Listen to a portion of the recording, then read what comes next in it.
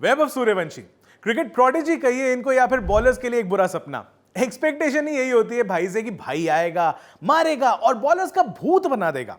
जो लोग इनके लिए खुश होते हैं वो तो सीधे कहते हैं कि टीम इंडिया में जल्दी आ जाएगा सूर्यवंशी, भाई मिल जाएगी जगह। और जो लोग बोलते हैं भाई सड़ते हैं उनसे, वो कहते हैं कंट्रोवर्सी कर देते हैं थोड़ी सी कि भाई सूर्यवंशी जो है ना 15 साल का नहीं है, वो कम से कम 25 का है, 15 तो आधी उम्र लिखवाता है वो। अब देखिए, जितने मुंह उतनी बातें, या फिर ये भी कह सकते हैं कि जितने गंदे मुंह उतनी गंदी बातें। लेकिन ये तोड़ू फोड़ू बैटिंग करने वाला यंग बैटर आखिर में है तो भी बच्चा ही ना, तो थोड़ा तो इस यंग इंसान को भाई टाइम देना पड़ेगा ना इतना सब कुछ प्रोसेस करने के लिए। दौलत है, शोहरत है, तारीफें हैं और भी बहुत कुछ है। वो बात अलग है कि 15 साल के सूर्यवंशी जी ने 18+ वाली एडल्ट फिल्में देखनी शुरू कर दी है। अब धुरंधर की बात कर रहा हूं मैं, फेवरेट है ना वो तो उनकी।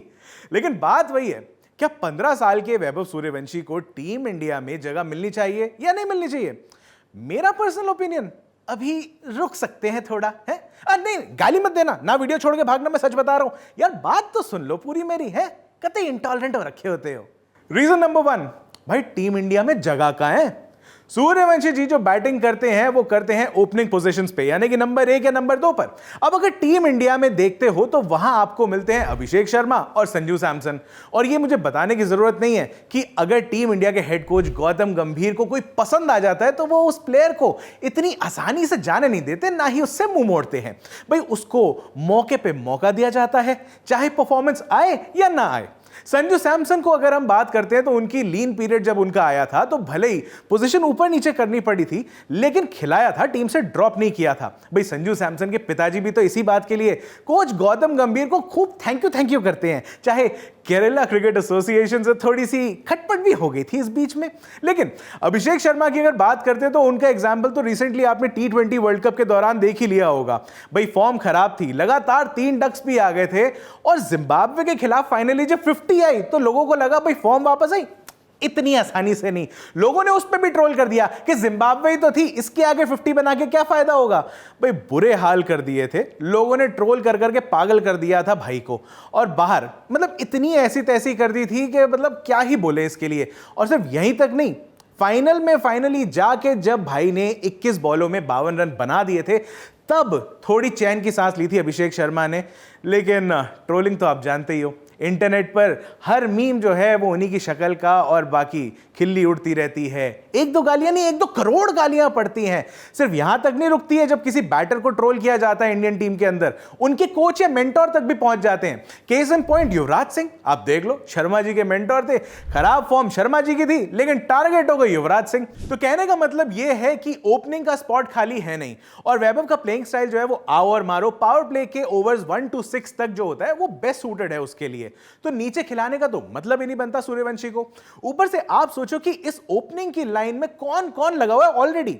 शुभमन गिल, टीम इंडिया के ओडीआई और टेस्ट के कप्तान साहब को लिटरली T20 टीम से निकाला गया है, और अब आईपीएल में वो पूरी कोशिश कर रहे हैं कि कुछ भी करके टीम में अच्छी परफॉर्मेंस, मतलब वापसी हो जाए, यहां पे अच्छी परफॉर्मेंस दे देता हूं। और अगर ना भी हो ना वापसी उनकी टीम के अंदर, तो भी कम से कम उनके दिमाग में है कि लाइन में तो लगा रहा हूं, रुमाल तो मेरा यहां पड़ा रहे। दूसरी तरफ है आपके पास यशस्वी जायसवाल, जो आईपीएल में गदर मचा रहे हैं। अनदर यंग टैलेंट जिनको मौका ही नहीं मिल पा रहा है टीम इंडिया के अंदर, T20 टीम में खास तौर पे, और उनकी कोई इसमें गलती भी नहीं है, बस जगह ही नहीं है। ऐसा थोड़ी है कि कोई बस या मेट्रो है कि भाई 5 की जगह 15 बैठे और 16वां आके बोले कि भाई साहब थोड़ा एडजस्ट कर लो, है इंडियन टीम है ये। तो बैकअप में भी लाइन लगी हुई है, उसके बाद अगर कोई बैकअप बनता है तो शायद वैभव सूर्यवंशी की जगह बनेगी। और अगर आउट ऑफ चांस सूर्यवंशी को खिलाया गया टीम इंडिया में, तो भाई बाकी प्लेयर्स जिनका नाम गिराया ना, बड़ी नाइंसाफी हो जाएगी उनके साथ।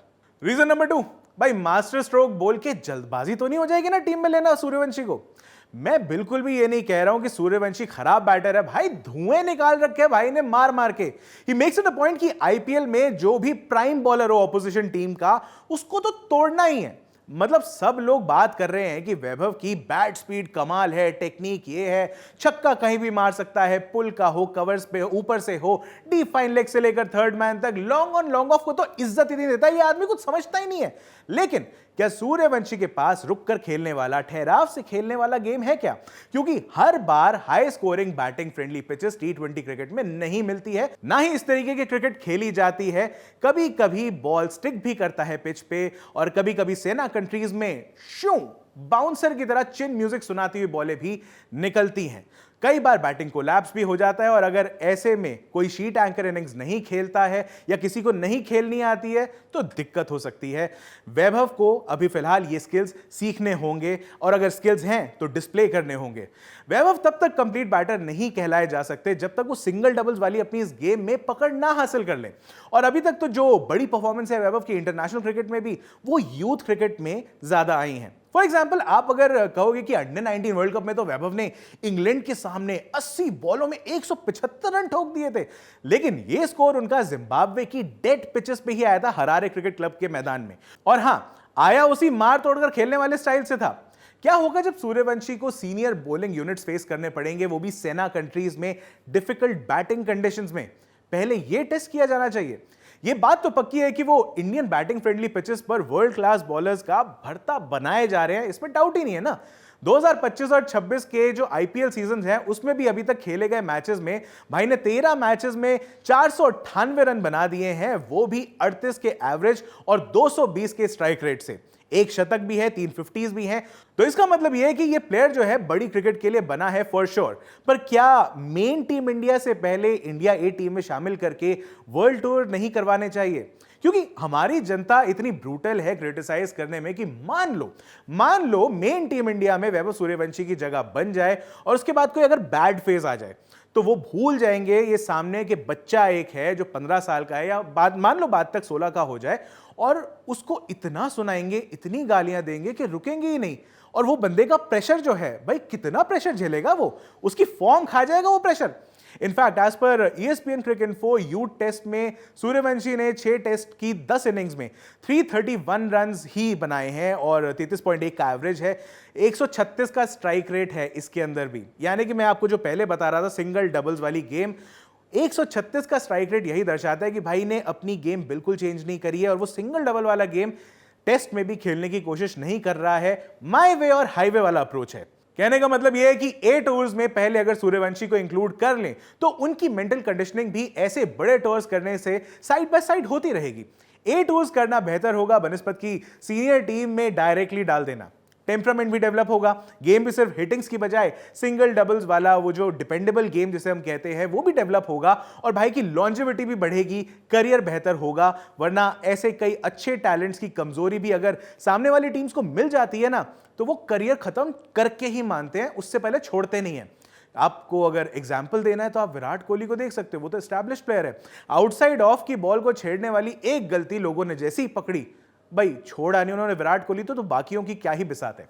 वैसे हो सकता है इंप्रूव गेम और टेम्परामेंट को अगर हम मद्देनजर रखें, और वैभव अगर इसमें इंप्रूव कर जाते हैं, बढ़िया करते हैं, मल्टी फॉर्मेट, हमें हो सकता है लेजेंड एक और मिल जाए। याद है एक दूसरा भी लेजेंड था, एक ऐसा प्लेयर जिसने 16 की उम्र में इंडिया के लिए डेब्यू किया था, जो ऑल फॉर्मेट लेजेंड बन गया था। याद है आपको उसका नाम? वैसे क्या लगता है आपको कि वैभव सूर्यवंशी को टीम इंडिया में डायरेक्ट एंट्री मिलनी चाहिए या नहीं मिलनी चाहिए? ये पहले उनको list A first class cricket में थोड़ा ग्रिल करना चाहिए। जो भी हो, आपका ओपिनियन नीचे कमेंट सेक्शन में लिख सकते हो। मेरा नाम है अभिषेक मनचंदा, ये है जीरो क्रिकेट नॉलेज, और आप देख रहे हैं द लर्न टॉप।